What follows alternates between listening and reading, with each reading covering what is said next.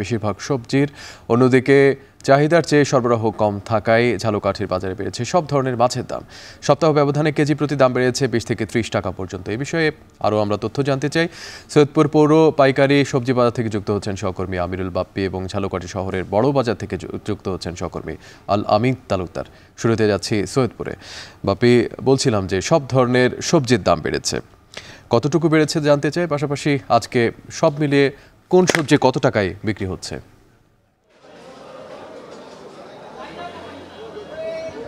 বিপ্লব, বলতে গেলে প্রায় সব ধরনের সবজির দামই বেড়েছে আজকে আমি সকালে এসে যেটি দেখেছি, এবং সব ধরনের সবজির দাম 5 থেকে 10 টাকা পর্যন্ত বেড়ে গেছে। বিশেষ করে যদি বেগুনের কথা বলতে চাই, যেটি গোল বেগুন, সেটি বিক্রি হচ্ছে 60 টাকা কেজি, যেটি 50 টাকা ছিল।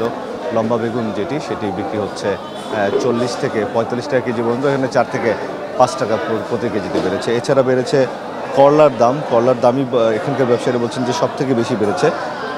আজকে বিক্রি হচ্ছে 70 থেকে 80 টাকা পর্যন্ত, যেটি কয়েকদিন আগেও বিক্রি হচ্ছিল 50 টাকায়। এছাড়া বেড়েছে হচ্ছে পটলের দাম, বেড়েছে চাল কুমড়ার দাম, বেড়েছে মিষ্টি কুমড়ার দাম, বেড়েছে অন্যান্য যেসব গ্রীষ্মকালীন সবজি আছে। আপনি নিশ্চয়ই জানেন যে এই সময়টাতে এমনি থেকেই একটু সবজি কম থাকে বাজারে, কারণ যেহেতু বর্ষা মৌসুম, এই মৌসুমে সবজি আবাদ কম হয়, সবজি ক্ষেতগুলো নষ্ট হয়ে যায়, যার কারণে সবজি একটু এমনি থেকেই কম থাকে। তো সেটার প্রভাব আরও বেশি পড়েছে। টানা কয়েকদিন ধরে বৃষ্টি হচ্ছে, সবজি সংগ্রহ করা যাচ্ছে না ফসলের ক্ষেত থেকে। এই কারণে ব্যবসায়ীরা বলছেন যে দাম বেড়ে গেছে। একটু যদি মশলা জাতীয় সবজির দাম বলতে চাই, কাঁচা মরিচ বিক্রি হচ্ছে আজকে 140 থেকে 150 টাকা প্রতি কেজিতে।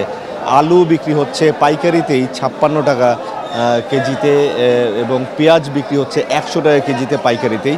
এটি নিশ্চয়ই খুচরা বাজারে গিয়ে আরও 10 থেকে 20 টাকা 30 টাকা পর্যন্ত বেড়ে যাবে। এছাড়া কচুর দাম বেড়েছে। কচু বিক্রি হচ্ছে আজকে 45 থেকে শুরু করে 55 টাকা পর্যন্ত আকার বেঁধে। এছাড়া ঢ্যাঁড়সের দাম বেড়েছে। ঢ্যাঁড়স বিক্রি হচ্ছে 30 টাকা কেজি, যেটি 5 টাকা বেড়েছে। চাল কুমড়ার দাম বেড়েছে। তো সব মিলিয়ে এটা আরও কয়েকদিন হয়তো এই বর্ষা মৌসুম না গেলে সবজির দামটা নাগালের মধ্যে আসবে না, এরকমটি বলছেন আমাদেরকে বিক্রেতারা। বিপ্লব। জি বাপ্পি, সৈয়দপুরের পাইকারি বড় বাজার থেকে সবজির সরবরাহ এবং দরদাম সম্পর্কে জানছিলাম। মাছের দরদাম সরবরাহ জানতে চাই, ঝালকাঠিতে যেতে চাই আলামিনের কাছে। আলামিন, বলছিলাম যে সপ্তাহ ব্যবধানে 20 থেকে 30 টাকা পর্যন্ত বেড়েছে মাছের দাম। কি কারণে বেড়েছে দাম, ব্যবসায়ীরা কি বলছেন, এবং বাজারে মাছের সরবরাহ কেমন দেখছেন? ধন্যবাদ বিপ্লব। আসলে দেশীয় প্রজাতির যে সমস্ত মাছ রয়েছে, সে সমস্ত মাছের কিন্তু দীর্ঘদিনেও বাজারে দেখা মিলছে না। এছাড়া বর্তমানে বঙ্গোপসাগরে ইলিশ সহ সব ধরনের সামুদ্রিক মাছ ধরায় কিন্তু নিষেধাজ্ঞা চলছে। এ কারণেই বাজারে সামুদ্রিক মাছের সরবরাহ বন্ধ রয়েছে। বাজারে এখন কিছু কিছু স্থানীয় নদীর ইলিশ এবং চাষের মাছ পাওয়া যাচ্ছে, কিন্তু সেই সমস্ত মাছ বাড়তি দামে বিক্রি হচ্ছে। তো আমি আজকের বাজারে যে সমস্ত মাছ বিক্রি হচ্ছে তার মধ্যে উল্লেখযোগ্য কয়েকটি মাছের দাম আমি জানিয়ে দিচ্ছি। আজকের বাজারে ছোট সাইজের ইলিশ মাছ বিক্রি হচ্ছে 700 থেকে 800 টাকা কেজি দরে, এবং মাঝারি সাইজের যে ইলিশ, সেই ইলিশ মাছ বিক্রি হচ্ছে 1800 থেকে 2000 টাকা কেজি দরে। এর থেকে একটু বড় সাইজের অর্থাৎ 1.5 কেজি সাইজের যে ইলিশ, সেটি কিন্তু 2200 থেকে 2500 টাকা কেজি দরে বিক্রি হচ্ছে। বিপ্লব, এছাড়া যে রুই মাছ রয়েছে, সেই রুই মাছ আকার ভেদে বিক্রি হচ্ছে 300 থেকে 400 টাকা কেজি দরে, এবং কাতল মাছ বিক্রি হচ্ছে 350 থেকে 500 টাকা কেজি দরে। শিং মাছ বিক্রি হচ্ছে 500 থেকে 600 টাকা কেজি দরে। কই মাছ বিক্রি হচ্ছে 200 থেকে 250 টাকা কেজি দরে। তেলাপিয়া মাছ বিক্রি হচ্ছে 200 থেকে 250 টাকা কেজি দরে। এছাড়া যে পাবদা মাছ রয়েছে, সে পাবদা মাছ কিন্তু 400 থেকে 500 টাকা কেজি দরে বিক্রি হচ্ছে, এবং বিভিন্ন প্রজাতির যে চিংড়ি মাছ রয়েছে, সেই চিংড়ি মাছ কিন্তু 800 থেকে 1200 টাকা কেজি দরে বিক্রি হচ্ছে।